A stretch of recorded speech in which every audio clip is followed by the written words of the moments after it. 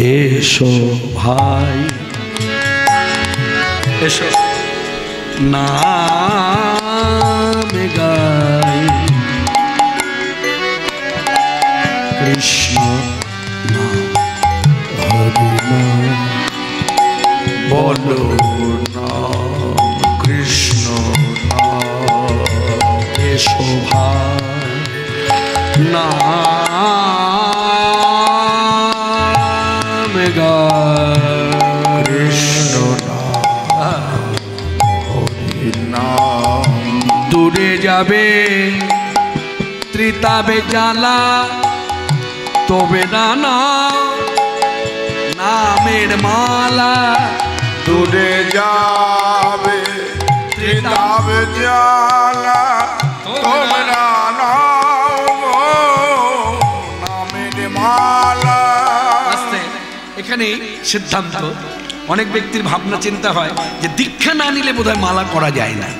না, অদীক্ষিত ব্যক্তিও মালা করতে পারে হরিনামের মালা। যুগটা হরিনামের যুগ। এই যুগে আমি কোনো মন্ত্র যদি না বলি, ওই হরিনাম যদি করি, হরিনাম হলো মহামন্ত্র। এমনকি বোঝাবার জন্য আরেকটু বলি, ধরুন আমি ব্রাহ্মণ, আমার জড়দেহ, একটা ব্রাহ্মণের দেহে রক্ত আর আপনার দেহে রক্ত এক। আপনার রক্তটা পচে গিয়ে পুজ হচ্ছে, নিশ্চয় ব্রাহ্মণের দেহে রক্ত ক্ষীর হবে না, পুজি হবে, তাহলে জড়দেহ। এখন এই জড়দেহে কি হয়, অনেক সময় আমাদের অনেক কিছু বিস্মরণ ঘটে। ধরুন আমি বিবাহ দিতে বসেছি, ছেলে মেয়ে দুটি বিবাহ দিতে বসেছি, অনেক মন্ত্র বলতে মন্ত্র বিস্মরণ হয়ে গেল। যুগটা কলিযুগ। এই বিবাহ কার্য সম্পন্ন হবে কিসে? অন্য মন্ত্র না বলতে পারলেও যদি হরিনামও করি, হরিনাম দিয়ে বিবাহ কার্য সমাপন। হরিনাম হচ্ছে মহামন্ত্র। বিবাহ বলুন, অন্নপ্রাশন বলুন, গৃহপ্রবেশ বলুন, যে কোনো শ্রাদ্ধ তর্পণ, যে কোনো নিষ্ঠাবান ব্রাহ্মণ দেখবেন, শাস্ত্রজ্ঞ পণ্ডিত যদি হয়, বিভিন্ন কাজে বিভিন্ন মন্ত্রাদি বলবার আগে বা পরে একবার হলো হরিনাম করে।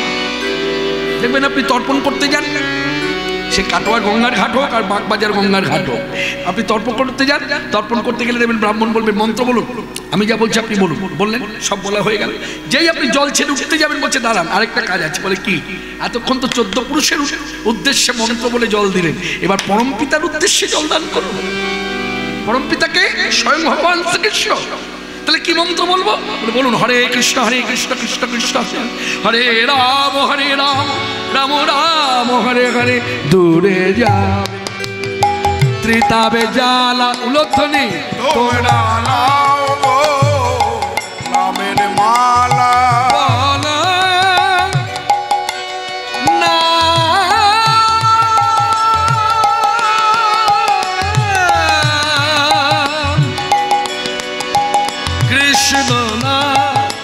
হরিনাম বলো নাম এসো ভাই নাম গাই কৃষ্ণ হরিনাম। এসো ভাই নাম গাই কৃষ্ণ নাম হরিনাম।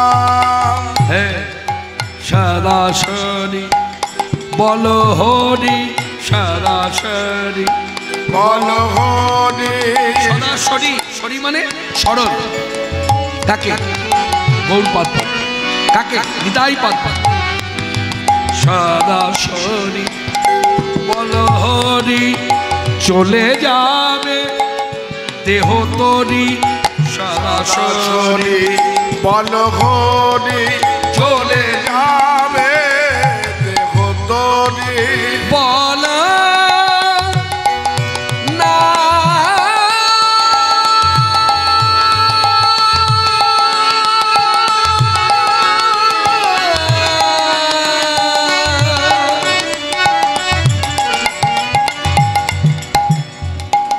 কৃষ্ণ না। ও ভাই, প্রাণ ভরে উচ্চস্বরে দুটি বাহু তুলে প্রেমানন্দে বল হরি।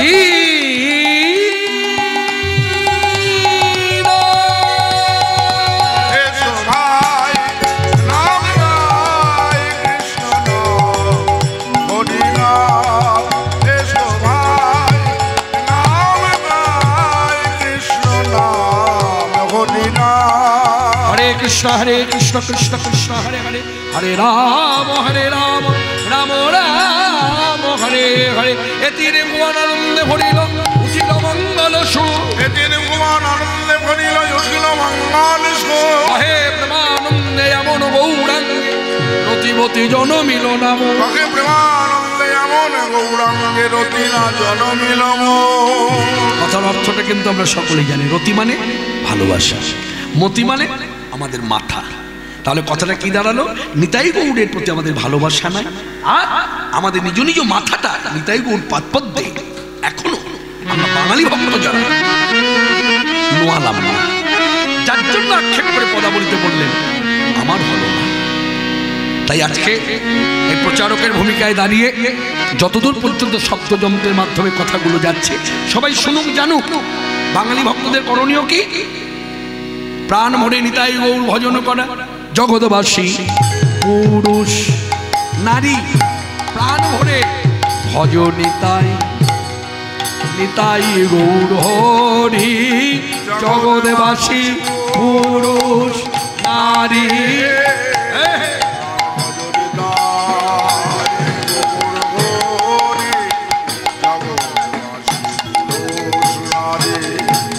ভজনিতায় গৌর হরি, জগৎবাসী পুরুষ নারী। ভজনিতায় গৌর হরি, জগৎবাসী পুরুষ নারী। ভজনিতায় গৌর হরি, জগৎবাসী পুরুষ নারী। ভজনিতায় গৌর হরি, জগৎবাসী হরি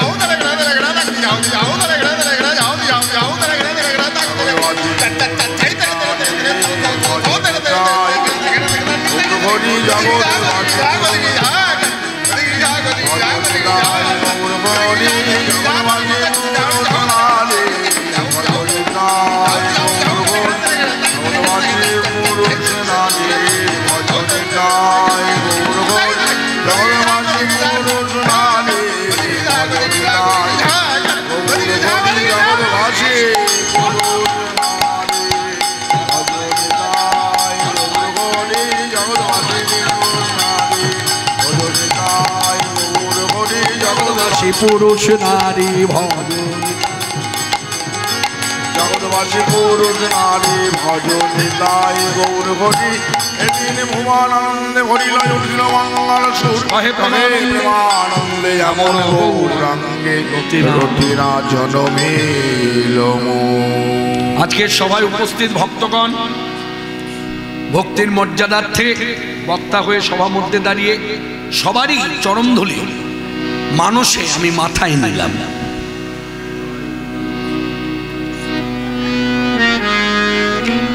আস্বাদন করব শ্রী শ্রী চৈতন্য চরিতামৃত গ্রন্থ অবলম্বনে, শ্রী শ্রী চৈতন্য চরিতামৃত গ্রন্থ চৈতন্য ভাগবত। আগে ভাগে কথাটা একটু বলি তাহলে হ্যাঁ মনে রাখবেন। এই গ্রামের কি নাম আমি জানি না, তবে যতটুকু জানি পেয়েছি শিয়ান ডিহিপাড়া, এই তো। যাই হোক, তা এইখানে এই গ্রামের যত কুটির আছে আপনি যদি কুটিরে গিয়ে খোঁজ করেন ভাগবত গ্রন্থ মিলবে, পুরাণাদি বেদ মহাভারত রামায়ণ মিলবে। আপনি যদি খোঁজ করেন চৈতন্য চরিতামৃত চৈতন্য ভাগবত এই দুটো গ্রন্থ পাওয়া কিন্তু দুরূহ, দিতে পারবে না। কেন না চৈতন্য ভাগবত চৈতন্য চরিতামৃতে গ্রন্থে প্রচার নাই। প্রচার যদি থাকতো তাহলে বাংলায় বসে আপনারা বিচার করে বলুন তো, বাংলাতে এত মঠ মন্দির আছে, কোন মঠ মন্দিরে চৈতন্য চরিতামৃত পাঠ হয়, চৈতন্য ভাগবত পাঠ হয়? যেখানে কান পাতবেন শ্রীমদ ভাগবত পাঠ, পরমহংস চূড়ামণি কথিত ভাগবত সেই গ্রন্থ পাঠ হচ্ছে, কিন্তু চৈতন্য চরিতামৃত ভাগবত চৈতন্য ভাগবতের প্রচার নাই বলে আজকে দেখবেন চৈতন্য চরিতামৃত চৈতন্য ভাগবতের যে লীলা কথা, আমার গৌরাঙ্গ লীলা কথা, নিতাই চাঁদের লীলা কথা যখনই আপনি বলতে যাচ্ছেন তখন মানুষ যেন একটা হাবা বোবার মতো তাকিয়ে আছে। কি বলছেন বুঝতে পারছি না, কোথা থেকে বলছে বুঝতে পারছি না, এরকম হলো কেন? চৈতন্য ভাগবত ছিল বৃন্দাবন দাস ঠাকুর, চৈতন্য চরিতামৃত কৃষ্ণদাস কবিরাজ গোস্বামী। তা এই যে এই অবস্থাটা কেন মনে রাখবেন, রাধাকৃষ্ণের লীলা কথা যেভাবে প্রচার আছে, যেভাবে প্রচার হয়েছে মানুষ একেবারে হৃদয়ে বসে গেছে, লীলা স্মরণ মনন হচ্ছে। এর দোষটা কোথায়? দোষটা কিন্তু শ্রোতা নয়, দোষটা হলো বক্তা। গৌরাঙ্গ লীলা তার অনুভব হয় না। অনুভব না হলে এই পথে এসে জানবেন, অনুভূতি যার নাই সে পারে না।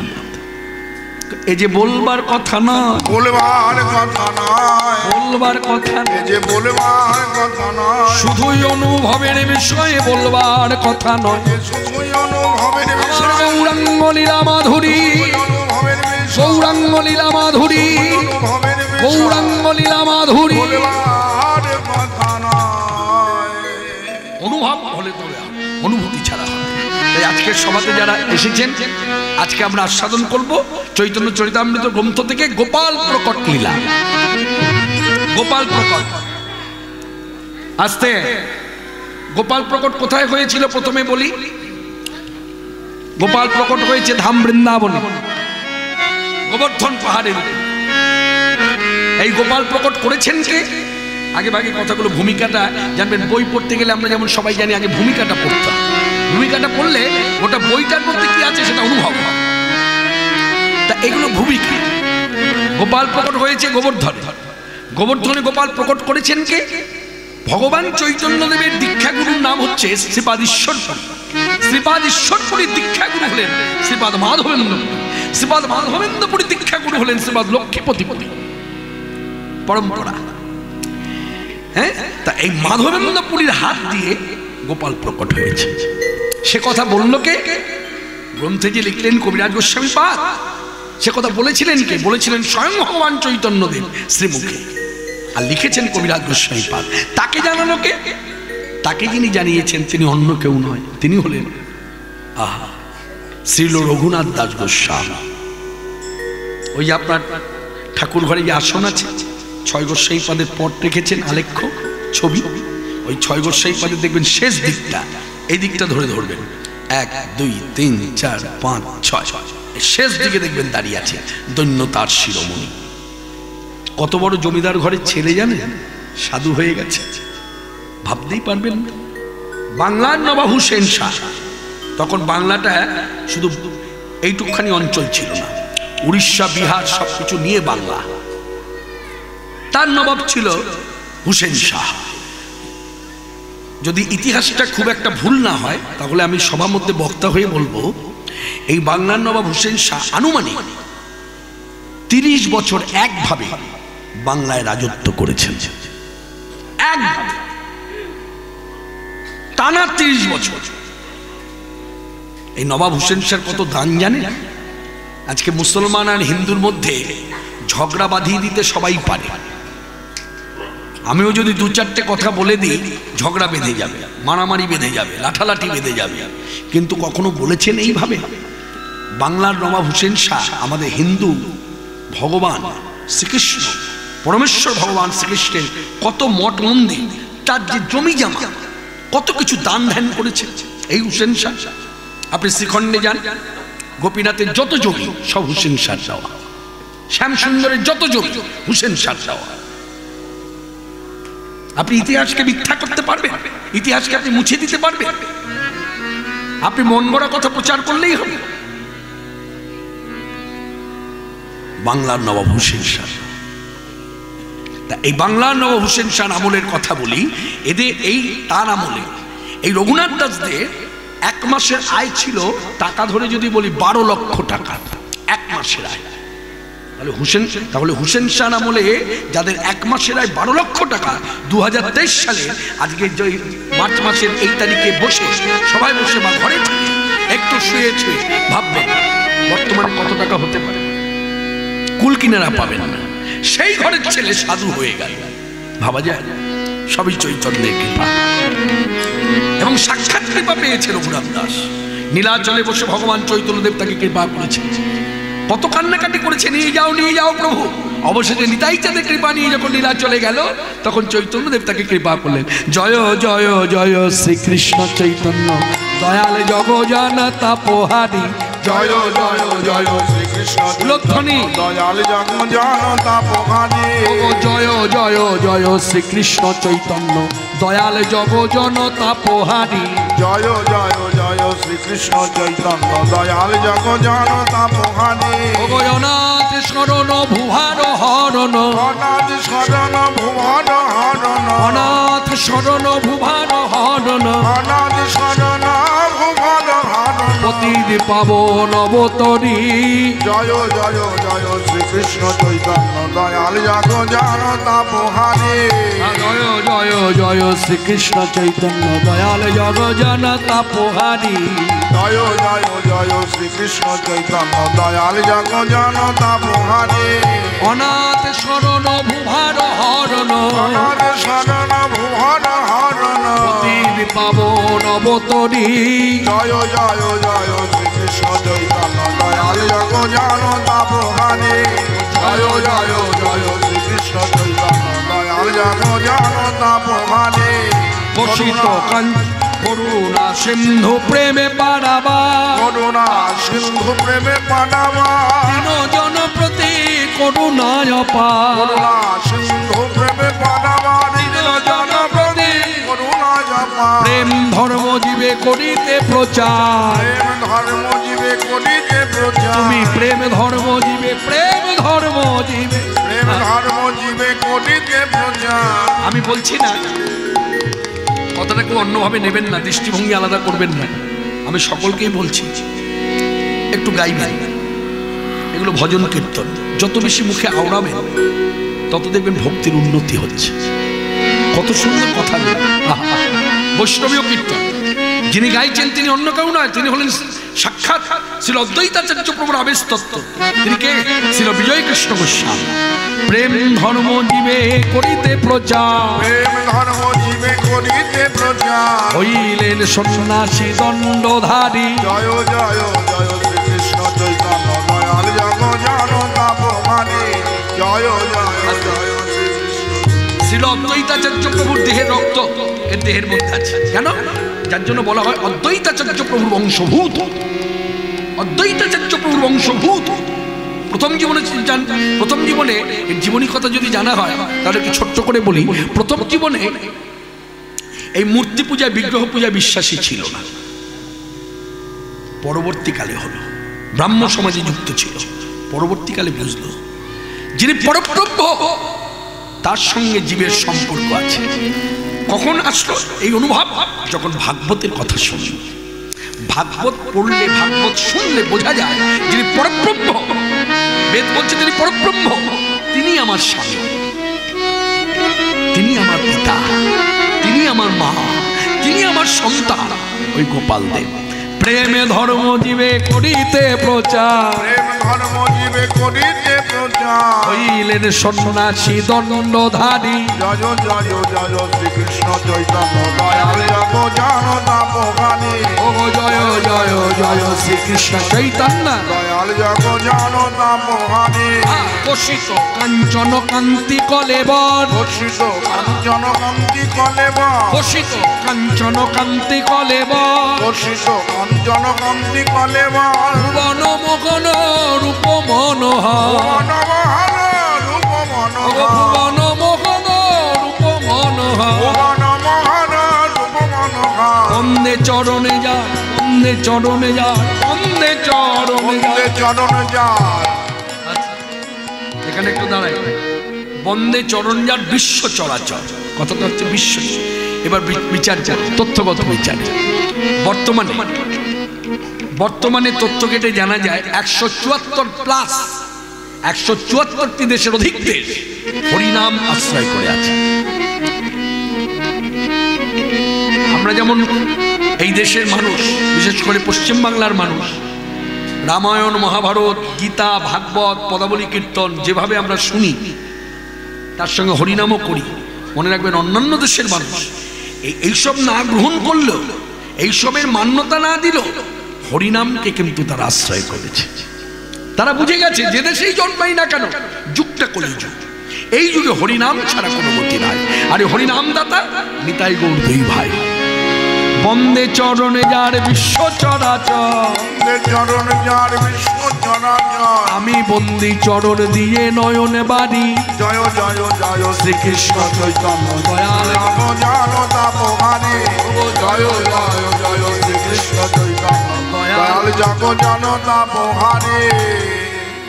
সেই রঘুনাথ দাস গোস্বামীকে তিনি কৃপা করলেন। সেই রঘুনাথ দাস গোস্বামী হলেন বক্তা। কি বলছি মায়েরা? বক্তা বসে আছে। রাধাকুণ্ড স্থান হচ্ছে রাধাকুণ্ড, গ্রন্থ তৈরি হচ্ছে। কত বছর সময় লেগেছে? একভাবে টানা 7 বছর। বক্তা রঘুনাথ দাস গোস্বামী, লেখক কবিরাজ গোস্বামী পাদ, বৃদ্ধ। এই বৃদ্ধ কবিরাজ গোস্বামী এখন সেই তালপাতার ওই গ্রন্থখানি এখনো আছে। আপনি যদি ঝামনপুরে যান কবিরাজ গোস্বামী পাদের আখড়ায়, তাহলে গিয়ে দেখবেন সেখানে কোনো বিগ্রহ নাই, গ্রন্থখানি শালু কাপড়ে মোড়া আছে। নিত্য ভগবৎ সেবা হয়, নিত্য ওখানে আরতি হয়, কীর্তন হয়, নর্তন হয়, ভোগ নিবেদন হয়। আহা, এই যে ভাবগুলো কে দিল? নিতাই গৌর দুই ভাই। একেবারে বাংলা ভাষা পড়ার ছন্দে কথাটা বৈষ্ণবীয় মুখে মুখে প্রচার আছে। পরম বৈষ্ণব পরমাত্মান তারা শ্রীমুখে বারবার বলছেন, শুনুন শুনুন জগৎবাসী, দুই ভাই হৃদয়ের খালি অন্ধকার, দুই ভাই হৃদয়ের খালি অন্ধকার, দুই ভাই হৃদয়ের খালি অন্ধকার, দুই ভাই হৃদয়ের খালি অন্ধকার, দুই ভাগবত সঙ্গে প্রভু আমার করান সাক্ষাৎ। দুই ভাগবত সঙ্গে প্রভু করান সাক্ষাৎকার। কোন দুই ভাগবত? এক ভাগবত ভক্ত ভক্তি রস শাস্ত্র, এক ভাগবত বড় ভাগবত শাস্ত্র, আরেক ভাগবত ভক্ত ভক্তি রস পাত্র, আরেক ভাগবত ভক্ত ভক্তি রস পাত্র। বলছে এক ভাগবত হচ্ছে গ্রন্থ ভাগবত, তার থেকেও বড় ভাগবত কারা? যারা গ্রন্থ ভাগবতকে সাক্ষাৎ পরমেশ্বর শ্রীকৃষ্ণ জ্ঞানে নিত্য সেবা দেয়, তারা হলো আরো বড় ভাগবত। এই দুটি ভাগবতের সঙ্গে আমার মতো আপনার মতো মানুষের যদি সাক্ষাৎ না হতো, মানে করিয়ে না দিতে, পরিচয় না করে দিত, সম্পর্ক না করে দিত নিতাই গৌর দুই ভাই, তাহলে মানুষ জাতিটাই থাকতো না। নোটেশন করে নিন কথাটা, মানুষ জাতি বাঁচত না। এই যে মানুষ জাতি বেঁচে আছে, এটা নিতাই গৌর দুই ভাইয়ের অবদান। এটা ভাগবতকে এসে ভাগবতের সঙ্গে সম্পর্ক করে দিয়েছে। তা আজকে যে কথাগুলো আলোচনা হবে, গোপাল প্রকট। গোপাল প্রকট হলো কোথায়? গোবর্ধন। গোবর্ধন কোথায়? গোবর্ধন পাহাড় কোথায় আছে? ধাম বৃন্দাবনে। চলে যাচ্ছেন বাবা? আচ্ছা আচ্ছা, আসুন। হ্যাঁ হ্যাঁ, হরে কৃষ্ণ। ঠিক আছে, তো ধাম বৃন্দাবনে গোবর্ধন পাহাড়, বিরাট পাহাড়। সেই পাহাড়ের উপরে গোপাল প্রকট হয়েছে, প্রতিষ্ঠা হয়েছে। চলুন যাই আস্বাদন করি। ভগবান চৈতন্যদেব সন্ন্যাসীর বেশে শান্তিপুরে 10 দিবস কাটিয়ে দিয়ে মাকে প্রণাম করে বললেন, মা গো, আমি কোথায় থাকবো মা? আচ্ছা হ্যাঁ হ্যাঁ হ্যাঁ, আহা হ্যাঁ হ্যাঁ হ্যাঁ, যদি থাকে নিশ্চয়ই ব্রাহ্মণ, বয়োবৃদ্ধ ব্রাহ্মণ। হ্যাঁ হ্যাঁ, মানে প্রায় 90-এর ঊর্ধ্বে বয়স। এই বৃদ্ধ বয়সে তিনি যে এসেছেন এবং এখনো যে লাঠি ছাড়া, লোকজন ছাড়া চলাফেরা করছে, এটা সত্যি ভাবার বিষয়। নিতাই গৌরের সেবাই, আবার নিতাই চাঁদের গৌরচাঁদের সেবাই, যাই হোক সব তাদেরই দান। হ্যাঁ হ্যাঁ, ঠিক আছে, আমরা সাধনে এগিয়ে যাই। তো ভগবান চৈতন্যদেব সন্ন্যাসীর বেশে শান্তিপুরে এসে 10 দিন কাটালেন। মাকে প্রণাম করে বললেন, মা আমি কোথায় থাকবো মা? তখন মা সচী ঠাকুরানী বলছে, বাবা তোকে তো চোখে হারিয়েছি, তা বলে তো এমন ভাগ্য করি নাই যে ছেলে ক্ষুধায় অন্ন তৃষ্ণায় জল কে দিচ্ছে সেই সংবাদ আমি পাবো না। তাই বলি বাবা, তুই কাছের তীর্থ নীলাচলে থাক। যেই নীলাচলের কথা বলেছে ভগবান চৈতন্যদেব আর ক্ষণবিলম্ব না করে লোকজন সঙ্গে নিয়ে, ভক্তদের সঙ্গে নিয়ে 10 দিবস শান্তিপুরে করিয়া যাপন। 10 দিবস শান্তিপুরে করিয়া যাপন। নীলাচল পথে প্রভু করিলেন গমন। ওই নীলাচল পথে প্রভু করিলেন গমন। চলে নীলাচলে মহাপ্রভু, চলে নীলাচলে মহাপ্রভু, এমন প্রেম দেখি নাই কভু, নীলাচলে মহাপ্রভু। এমন প্রেম দেখি নাই কভু, নীলাচলে মহাপ্রভু। এমন প্রেমে দেখি নাই কভু, হরি হরি হরি বল। এমন প্রেম দেখি নাই কভু, এমন রূপ তো দেখি নাই কভু, এমন প্রেম দেখি নাই কভু, চলে নীলাচলে মহাপ্রভু। এই নীলাচলের পথে যাত্রা করেছে। একা যাচ্ছেন না, চৈতন্য চরিতামৃত গাইছে। চলে পণ্ডিত জগদানন্দ নিত্যানন্দ রায়, চলে পণ্ডিত জগদানন্দ নিত্যানন্দ রায়, পণ্ডিত জগদানন্দ নিত্যানন্দ রায়। হরি গুণ গান করে পথে চলে যায়, হরি গুণ গান করে পথে চলে যায়। হরি বল হরি বল, হরি বল হরি বল, হরি হরি বল। আনন্দ রোলে গৌর করে হরি বল, আনন্দের অপরূপ হিল্লোল, আনন্দ রোল অপরূপ হিল্লোল। আনন্দ রোলে হরি বল হরি বল। পণ্ডিত জগদানন্দ নিত্যানন্দ রায়, হরি গুণ গান করে পথে চলে যায়। রেমুনায় গোপীনাথ দর্শন করি, ওই রেমুনায় গোপীনাথ দর্শন করি, রেমুনায় গোপীনাথ দর্শন করি। ওই রেমুনায় গোপীনাথ দর্শন করি। মাধবেন্দ্র পুরীর কথা কনে গৌর হরি। ওই মাধবেন্দ্র পুরীর কথা কানে গৌর করি। চলতে চলতে রেমুনায়, রেমুনা কোথায় আপনারা অনেকেই জানেন। পুরী যাওয়ার পথে আপনারা পেয়েছেন বালেশ্বর স্টেশন। বালেশ্বর স্টেশনে নেমে তথ্যগত বিচারে বর্তমানে বালেশ্বর স্টেশনে নেমে 7 মাইলের পথ অতিক্রম করবার পর এইরকম আকড়া আছে মন্দির, আর সেই মন্দির ভাগে যে বিগ্রহ দণ্ডায়মান দাঁড়িয়ে আছে তার নাম হচ্ছে গোপীনাথ। শুধু গোপীনাথ নয়, আখ্যা আছে। কি আখ্যা? আখ্যা পেয়েছে ক্ষীর চোরা গোপীনাথ। ক্ষীর চুরি করেছে কার জন্য? মাধবেন্দ্র পুরীর জন্য। তার মানে ভক্তের জন্য ভগবান কালিমা গায়ে মাখতে, কলঙ্কের ডালি মাথায় নিতে তার এতটুকু কোনো দ্বিধা হয় না। ভগবান ভক্তকে এত ভালোবাসে, আর ভক্ত যদি গায়ে মনে কোনো বাঞ্ছা করে, ভগবানের সাধ্য নাই সে বাঞ্ছা নাহি পুরে। ভক্ত ভগবানের সম্পর্কটা কখনো আলাদা করা যায় না। অনেকে বলে ভক্ত ভগবান, না, এটা মুখে বলছি আলাদা করছি, কিন্তু না, ভক্ত ভগবানের সম্পর্ক আলাদা হয় না।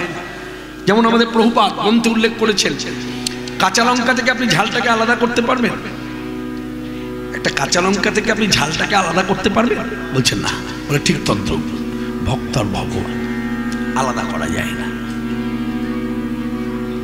কৃষ্ণ ভক্ত শিরোমণি আমার শ্রী মাধবেন্দ্র পুরী, তিনি তার কথা ভগবান চৈতন্যদেব গোপীনাথের আগ্রায় এসে ভক্তদের বলছেন, শোনো শোনো ভক্তগণ, শোনো দিয়া মন, এই গোপীনাথের কথা শোনো। প্রথমে কি করলেন? প্রথমে কীর্তন করলেন। সাঙ্গপাঙ্গ নিয়ে শ্রীখোল করতালের ধ্বনিতে ভগবান চৈতন্যদেব উচ্চস্বরে গাইলেন, আমরাও গাইব।